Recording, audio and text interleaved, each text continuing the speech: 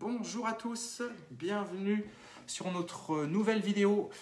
Aujourd'hui qui va suivre de la vidéo en fait des verres ont une influence sur le vin blanc et sur le vin rouge. Et bien aujourd'hui nous allons voir les verres ont une influence sur le champagne.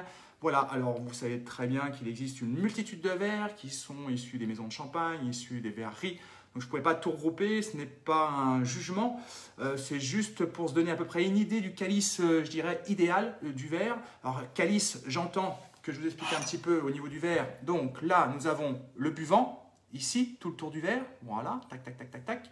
Le calice, c'est cette forme-là, voilà, que j'appelle le calice. Donc c'est là qu'on va voir un petit peu le calice à peu près approprié pour un vin effervescent, voire pour un champagne.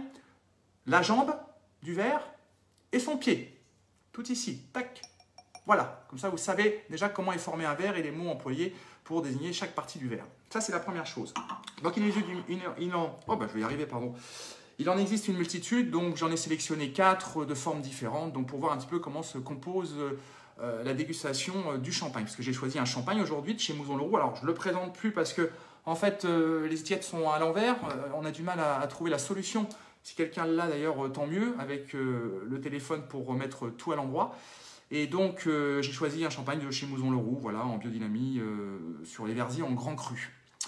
Donc, savez-vous comment se compose une bulle? Comment se forme une bulle, en fait, dans le verre? Il faut savoir que si votre verre n'avait aucune impureté, était propre de chez propre, la bulle ne se formerait pas. Donc, d'après vous, comment se forme une bulle, l'effervescence, dans un verre?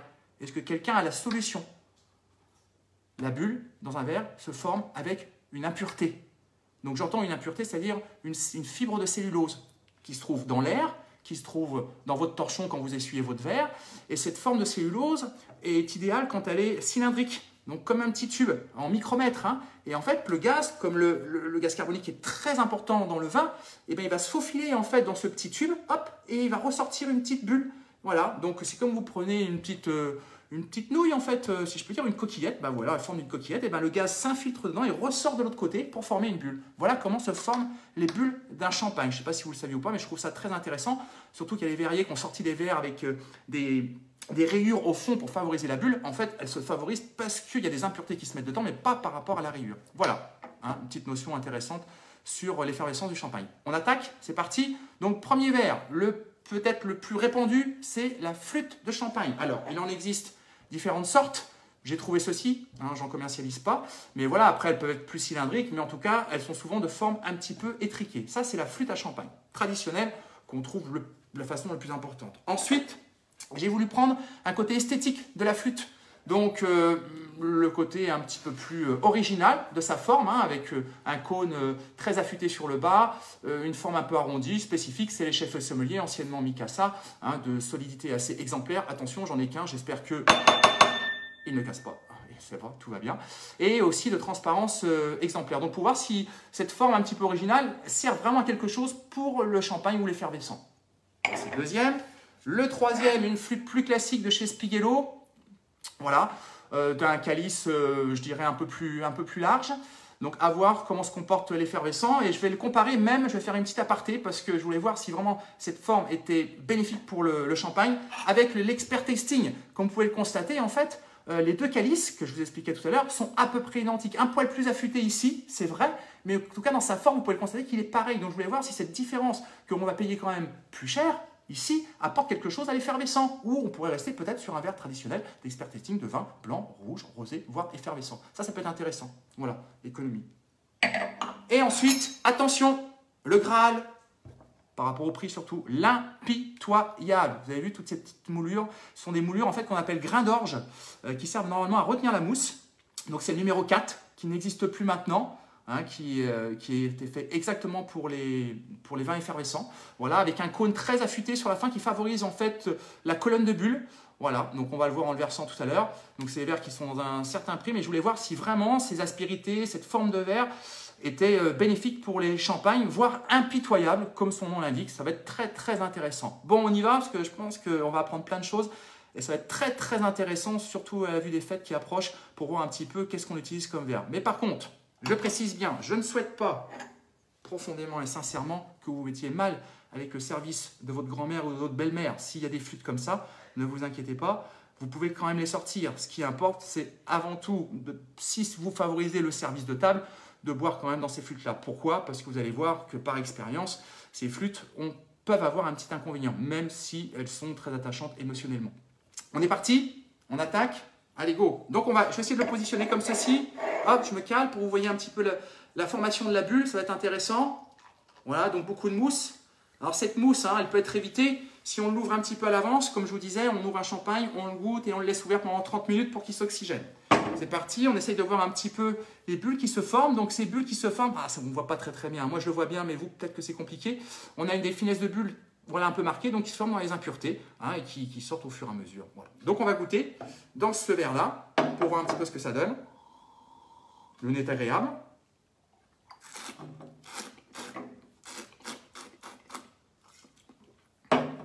Une bulle très présente. Voilà, une effervescence présente. On a presque que ça. Effervescence, bulle, bulle, bulle. Bon, derrière, quelque chose d'assez étriqué, d'assez droit. On n'a pas une grande ampleur de bouche, on n'est pas dans une grande densité. Beaucoup de bulles avant tout. On est vraiment basé sur l'effervescence. Donc, pour l'instant, ce verre favorise l'effervescence, donc la bulle. Ça, c'est la première chose. On comparera après, on développera par la suite avec les autres verres pour voir un petit peu ce qu'il en est. Parce que là, je ne peux pas trop dire quoi que ce soit parce que c'est le premier verre. On va ensuite faire le verre chef et sommelier sur un côté plus esthétique, voir s'il apporte quelque chose ou pas, déjà par rapport à la flûte. Parce qu'il y a quand même une forme très différente, même s'il part de la même manière, très conique, il vient plus large sur le haut. On va voir si ça apporte quelque chose ou pas. Alors déjà, au niveau de la mousse, qu'est-ce que ça donne? Hop, deuxième verre, on est parti. Oh là, j'y vais doucement, parce que là, la mousse, avec la forme conique, favorise la bulle. Je ne sais pas si vous voyez, mais il y a beaucoup plus de bulles. C'est impressionnant. J'essaye comme ça. Voilà, hein, il y a un dégagement. Donc, la forme conique favorise la bulle. On dit que ça favorise l'aération. Bon, à voir, je pense que ouais, ça peut être le cas, hein, dans ce qui se dit. Hop, voilà, je remplis un petit peu plus. Je vais mettre en bouche pour voir. On est déjà... On a un nez qui est plus intense, c'est vrai. Donc, avec cette ouverture plus large, ça joue par rapport à une ouverture plus fine. Donc, ça, c'est le premier avantage au niveau du nez.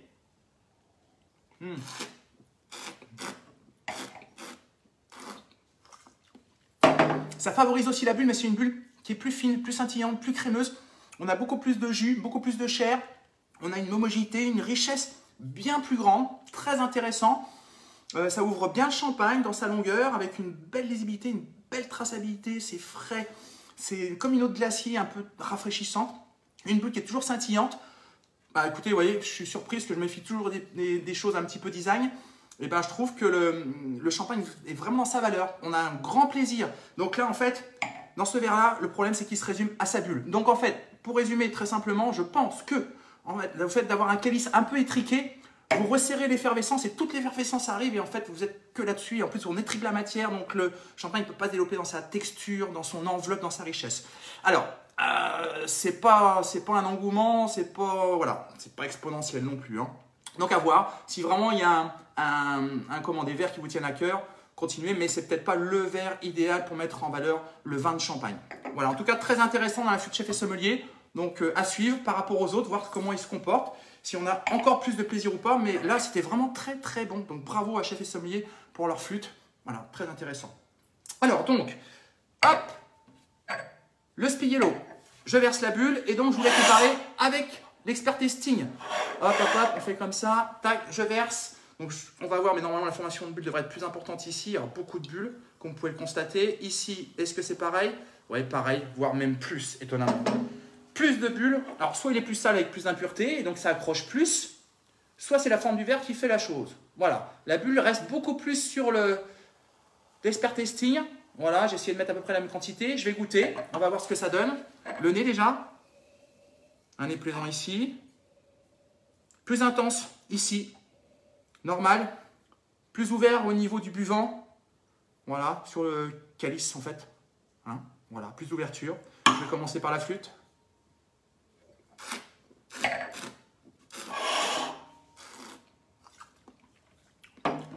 Ah, par rapport à chef et sommelier, on a quelque chose de plus étriqué ici.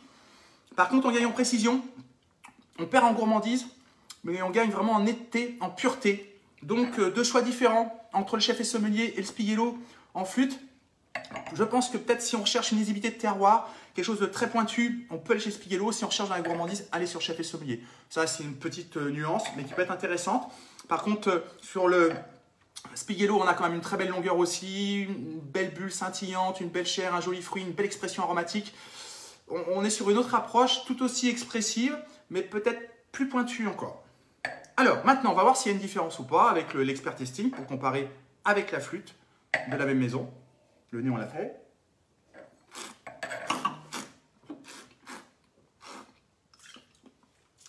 La bulle se fane. Normal. Le calice est plus large. Donc, vous évasez. Donc, la bulle, en fait, se perd un peu plus. Donc, cette forme-là, même s'il y a peu de différence avec celle-ci, sert bien mieux. Donc, il faut quand même que le calice soit assez resserré pour garder de l'effervescence. Sinon, on perd en effervescence. Et quand on serre une bulle, c'est quand même dommage. Donc, la texture est belle, mais la bulle se perd. Donc, l'expert testing, oui, si vous n'avez pas autre chose, mais ça vaut le coup d'investir dans une flûte de la même maison où le calice plus resserré apporte quelque chose. Très intéressant aussi, je trouve. Voilà. Parce qu'on est quand même dans le double de prix ici par rapport à là. Mais le plaisir, bon, on est peut-être au double, il faut voir. Mais en tout cas, je trouve qu'il y a une réelle différence. Allez, pour finir, attention, et je vous avoue franchement, je ne l'ai jamais fait encore dans celui-là. Je n'ai jamais osé parce que j'ai jamais pu m'en acheter, voulu investir autant dans un verre. Mais je voulais voir vraiment ces moulures à l'intérieur. Parce que quand on passe le doigt à l'intérieur, on a vraiment ces sensations en fait de cavité qui sont externes et non pas internes. Donc c'est vraiment intéressant. Alors on va voir comment se comporte la bulle dans l'impitoyable numéro 4 qui n'existe plus, qui a été changé maintenant. On ne le trouve plus sur le marché. Hop, on y va. Vous allez voir. Il y a de la bulle. Hein. Alors ce cône, je ne sais pas si vous voyez, c'est pas génial quand même, c'est dommage. Le cône, oui, apporte de la bulle, mais je vais vous dire franchement, pas plus que les autres. Hein. Donc bon, à voir. On dit que la mousse, les cavités du grain d'orge sur les côtés, en fait, apportent une mousse qui accroche plus. Sincèrement, je la vois pas beaucoup plus. Donc, à voir. Hein. La mousse est partie rapidement par rapport aux autres verres. Hein. Bon, allez, on essaie de goûter pour voir.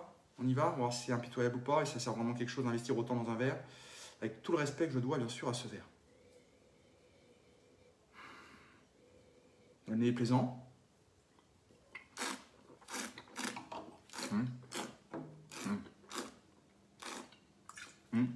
Ouais, belle précision.